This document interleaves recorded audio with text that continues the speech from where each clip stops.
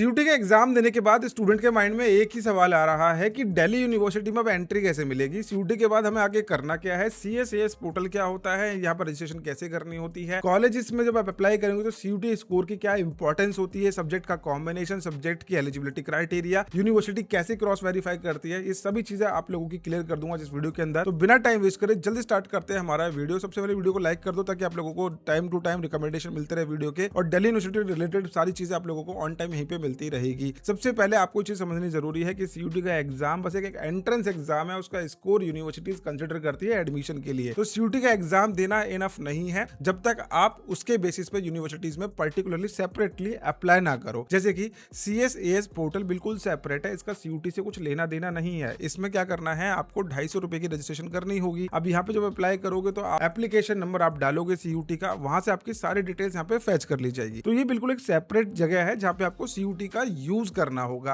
अब यहाँ पे बेसिकली क्या होगा, एलिजिबिलिटी क्राइटेरिया चेक करा जाएगा, आप किस किस कोर्स में एलिजिबल हो अप्लाई करने के लिए, और उन कोर्सेज के अंदर आपका कितना मेरिट बन रहा है, ये सारा चीजों का कैलकुलेशन सीएसएएस पोर्टल में आपको देखने को मिलेगा। ऑन दैट बेसिस आप लोगों को आगे प्रेफरेंस फिल करने का मौका मिलेगा, जिसमें हम क्या करते हैं, कॉलेज प्लस कोर्स का सिलेक्शन करेंगे जिसमें भी हम एडमिशन के लिए अप्लाई करना चाहते हैं। अब इसका रोड मैप एक बार क्लियर कर लेते हैं अपने दिमाग में। रोड मैप क्या कहता है, आज की डेट में सीयूटी के एग्जाम चल रहे हैं, बहुत सारे स्टूडेंट जो एग्जाम दे चुके हैं, जिनका एग्जाम होने वाला है, उन सभी के लिए है कि स्टूडेंट को अब रिजल्ट का वेट रहेगा। ठीक है, रिजल्ट का वेट रहेगा। दैट मींस कि जब आपके पास एक स्कोर आ गया, अब उस स्कोर से यूनिवर्सिटी आइडेंटिफाई करेगी कि आपको कहां पे एडमिशन मिल सकता है। लेकिन उससे पहले यूनिवर्सिटी अपना रजिस्ट्रेशन का पोर्टल स्टार्ट कर देगी, जिसको हम फेज 1 बोलते हैं दिल्ली यूनिवर्सिटी के अंदर एडमिशन लेने का। अभी आज की डेट में इसको लेके कोई अपडेट नहीं है, अभी तक तो यूनिवर्सिटी ने ओपन नहीं करा, बट बहुत जल्दी ये ओपन हो जाएगा, जिसमें आपको अपनी बेसिक रजिस्ट्रेशन करनी होगी और यहीं पे आपको अपना सीयूटी का एप्लीकेशन नंबर डालना होगा। एप्लीकेशन नंबर डालने के बाद यूनिवर्सिटी के पोर्टल पे आपके सारे सब्जेक्ट्स और आप लोगों की डिटेल्स दिखने को मिल जाएगी। अब उसके बाद क्या होता है, उसके बाद हम लोगों को करना क्या है, अपनी सब्जेक्ट मैपिंग करनी है।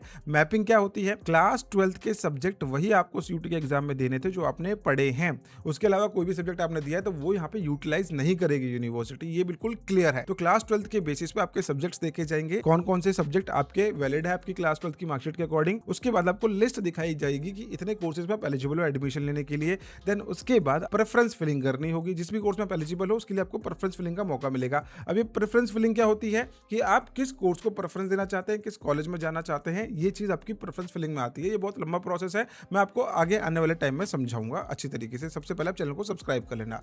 अब रॉन्ग सब्जेक्ट का अगर आपने सिलेक्शन कर लिया है तो ये समझ के चलो कि आप उस कोर्स के अंदर एलिजिबल नहीं हो। जैसे कि in case of BMS BBM बात कर लेते हैं, मैथमेटिक्स या फिर अप्लाइड मैथमेटिक्स आपके पास नहीं था क्लास 12th में, तो आप इस कोर्स के अंदर एलिजिबल नहीं रहोगे। तो इसलिए सबसे पहले यूनिवर्सिटी आपकी क्लास 12th के सब्जेक्ट वेरीफाई करती है, सब्जेक्ट को आपको मैपिंग करवाती है। सीयूटी के वही सब्जेक्ट होने चाहिए जो आपकी क्लास 12th में थे। और जनरल टेस्ट की भी एक लिमिट है। जनरल टेस्ट आपका दिल्ली यूनिवर्सिटी के अंदर बहुत ही कम कोर्सेज में यूज होता है, जिसमें मोस्टली आप देखोगे मैनेजमेंट के कोर्सेज हैं। मैनेजमेंट के अलावा बीएससी मैथमेटिक्स के अंदर, बीएससी स्टैटिस्टिक्स में आपको जनरल एप्टीट्यूड टेस्ट यूज होता दिख जाएगा। इसके अलावा जर्नलिज्म के कोर्सेज में भी जनरल एप्टीट्यूड यूज होता है। बाकी सभी जगह पे आपको क्लास 12th के सब्जेक्ट्स ही मेरिट बनाते हुए देखने को मिलेंगे। तो हर एक कोर्स का अलग अलग कॉम्बिनेशन है, कॉम्बिनेशन के अकॉर्डिंग आपको एग्जाम की मेरिट बनती हुई देखने को मिलेगी। अब डीयू में कॉलेज नहीं, प्रोग्राम प्लस कॉलेज भरना होता है। हम सिर्फ कॉलेज का नाम नहीं डालेंगे कि मेरे को जाके एसआरसीसी में अप्लाई करना है, आपको कॉलेज का नाम साथ में उसका कोर्स का नाम भी डालना पड़ेगा। जैसे कि बीकॉम ऑनर्स में आप अप्लाई कर रहे हो तो बीकॉम ऑनर्स एसआरसीसी आप अप्लाई करेंगे, BCom honours at Hindu college, BCom at रिमल कॉलेज, बीएमएस एट एचएससीबीएस। ये सारी की सारी अलग अलग प्रेफरेंस है।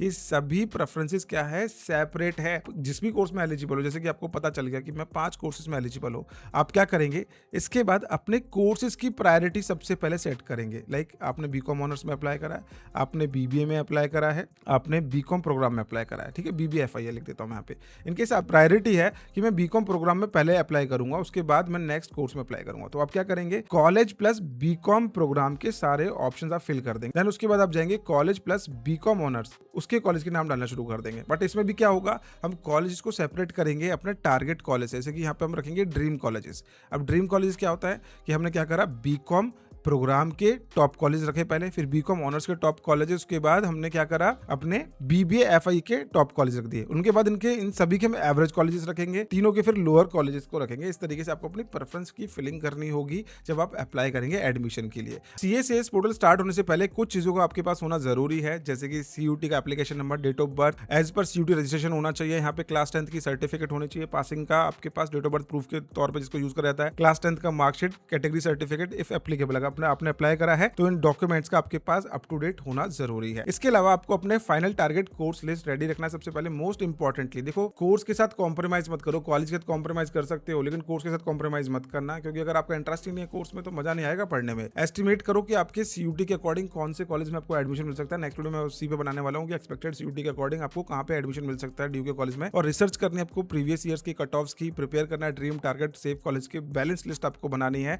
और सब्जेक्ट्स की मैपिंग बहुत ज्यादा इंपॉर्टेंट है, तो जो कि यूनिवर्सिटी ने अपलोड करी थी सीयूटी की वेबसाइट में, वहां पे जाके देख लेना कि आप पर्टिकुलर कोर्स के अंदर एलिजिबल हो या नहीं एडमिशन के लिए। तो ये है सीएसएस पोर्टल की इनिशियल रोड मैप जो मैंने आप लोगों को इस वीडियो के अंदर समझाई है। काफी चीजें मैंने क्लियर करने की कोशिश करी है इस वीडियो के अंदर ही, ताकि आप लोगों को इन डिटेल समझ में आ जाए यूनिवर्सिटी का एडमिशन प्रोसेस। बाकी आने वाली वीडियोस में मैं आप लोगों को बहुत इन डेप्थ इन्फॉर्मेशन दूंगा। सीएसएस पोर्टल पे आपको कोई भी दिक्कत नहीं आएगी। अगर आप दिल्ली यूनिवर्सिटी को टारगेट कर रहे हो तो जल्दी से नीचे कमेंट पे लिख दो expected cut off. Next video में आप लोगों के लिए एक्सपेक्टेड कट ऑफ पे लेके आऊंगा, किस तरीके से आपको लो स्कोर पे भी दिल्ली यूनिवर्सिटी में एडमिशन मिल सकता है। ये सारी स्ट्रेटेजीज मैं आपके साथ शेयर करने वाला हूं। तो आई होप ये वीडियो आप लोगों को यूजफुल लगेगी। वीडियो यूजफुल लगी तो लाइक जरूर करना। मिलते हैं नेक्स्ट वीडियो के अंदर। Bye, take care, thank you so much.